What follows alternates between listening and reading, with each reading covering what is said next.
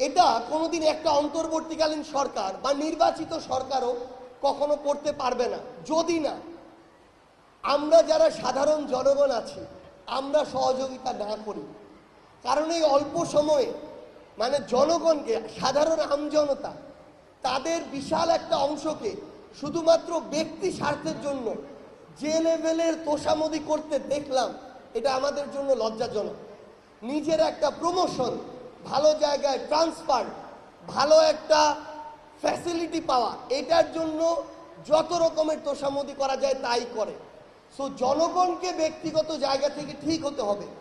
রাজনৈতিক দলগুলো তারা এটা চিন্তা করে না কোন মানুষটাকে আমি চেয়ারে বসলে দেশের ভালো হবে, তারা তার আগে এটা চিন্তা করে যে মানুষটাকে চেয়ারে বসাচ্ছি সে আমার ম্যান কিনা।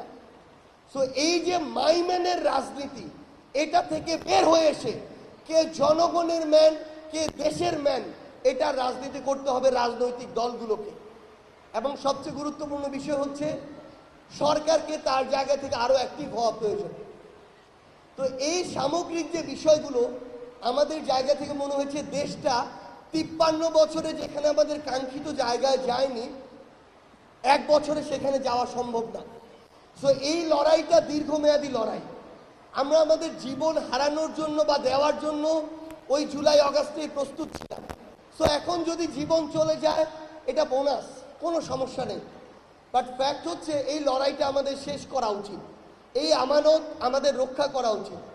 এবং এই দেশটাকে যদি আমরা কাঙ্ক্ষিত জায়গায় নিতে চাই, অন্তত 1 দশক আমাদের ফাইট করতে হবে সকল অন্যায়ের বিরুদ্ধে, অপকর্মের বিরুদ্ধে।